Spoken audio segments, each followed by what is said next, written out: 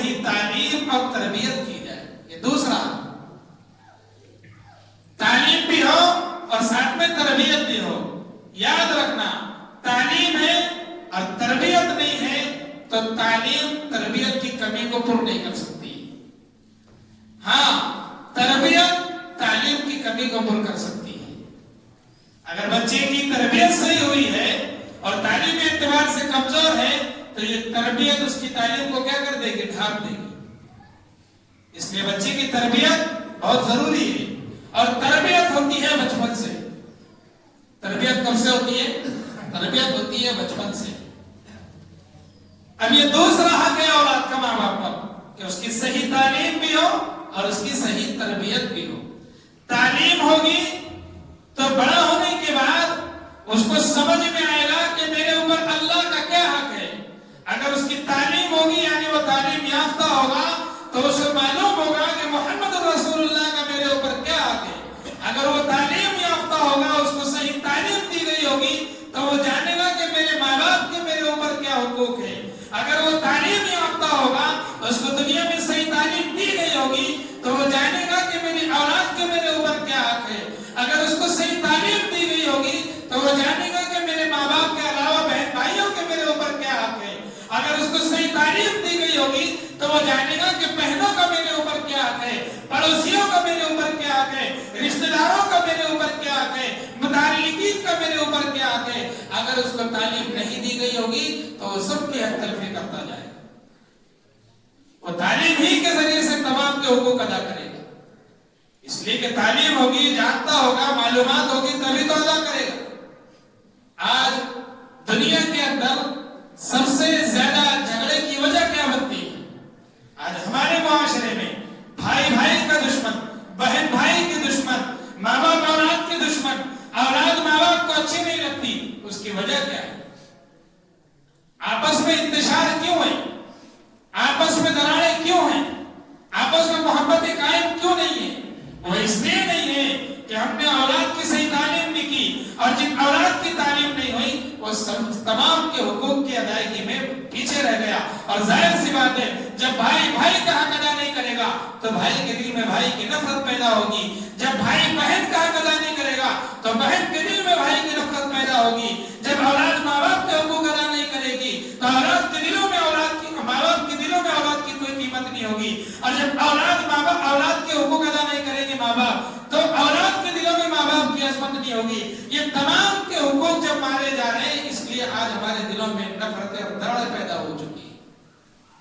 یہ معاشرے اس لیے پیچھے کہ ہمیں معلوم ہی نہیں ہے کہ کس کے کیا حق ہے.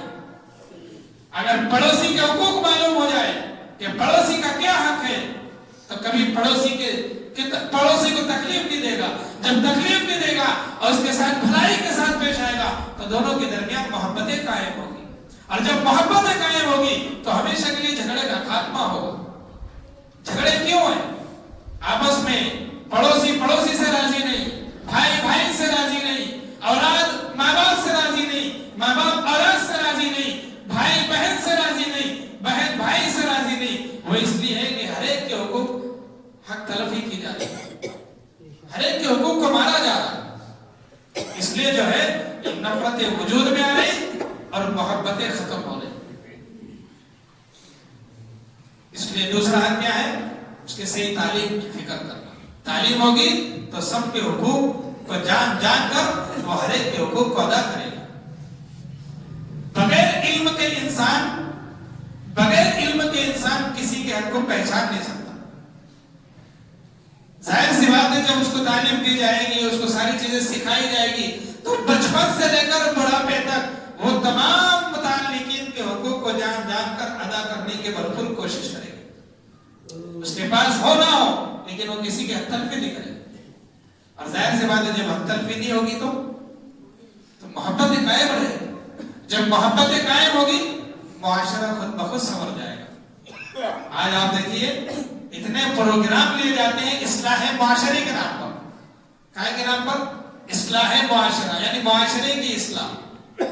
خدا کی قسم ہر ایمان والا اگر ہر ایک کے حقوق جان کر اس کو ادا کرنے لگ جائے معاشرہ خود بخود سنور جائے.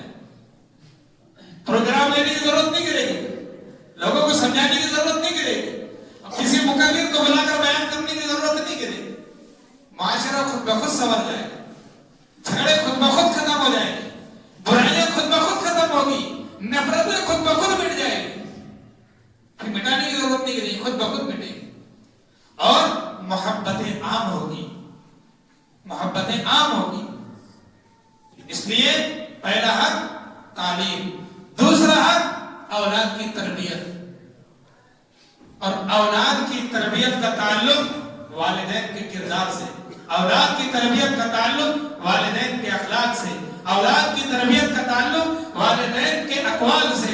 अगर वालिदैन के अक़वाल, किरदार, अखलाक, अफ़आल अगर सही है, वही तरीका औलाद में खुद ब खुद मुंतकिल हो जाएगा, उसको सिखाने की जरूरत नहीं करेगी।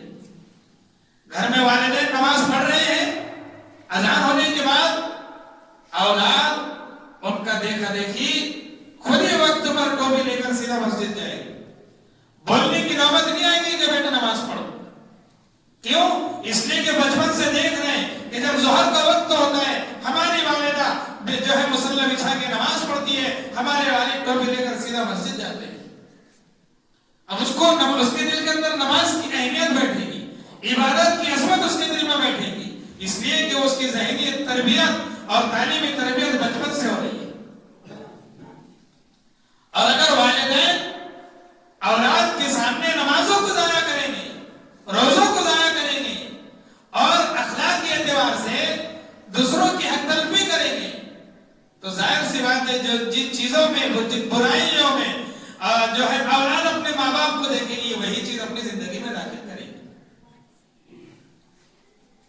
जाहिर सी बात है, मैं पोड़ी खाऊं औलाद को रोकूं, कौन सी अकलमंदी की बात? ये कोई अकलमंदी की बात? मैं पोड़ी खा रहा हूं मजे से और बच्चे को कह रहा हूं कि बेटा तुम्हें नहीं खाना, तो मैं मेरे कहने से वक्ती तौर पर तो रुक जाएगा, लेकिन छुपके से जाकर के एक के बजाय दो खाएगा। क्यों? तुम खाए तो कोई गुनाह नहीं और हम खाए तो गुनाह। ये कौन सी शरीयत है? तो बच्चे का ज़हन कब से बदला है? बचपन से बदला है। ये बारीक बारीक बातें हैं, और जब तक वालिदैन इन बारीक बातों पर गौर फिक्र नहीं करेंगे, औलाद की सही तरबियत नहीं होगी। इसलिए जो है औलाद को बचपन से ही दीन के माहौल में ढालना चाहिए। लेकिन वो ढलेंगे कब? जब माँ बाप खुद दीन पर चलने वाले होंगे। अगर माँ बाप भी सिर्फ जुमे की पाबंदी करें और हफ्ता भर गोल, तो फिर बच्चे भी कहेंगे हफ्ता भर की नमाजें माँ, सिर्फ एक ही नमाज जो है फर्ज है सुन्नत पर। क्यों? देख रहे हैं माँ बाप को पढ़ते ही नहीं नमाज, तो जाहिर सी बात है औलाद की कहां तरबियत होगी। इसलिए औलाद की तरबियत ये बहुत बड़ी नेमत जो अल्लाह ने आपको दिया, उसकी तालीम और तरबियत की फिक्र करना, ये वालिदैन की पहली जिम्मेदारी।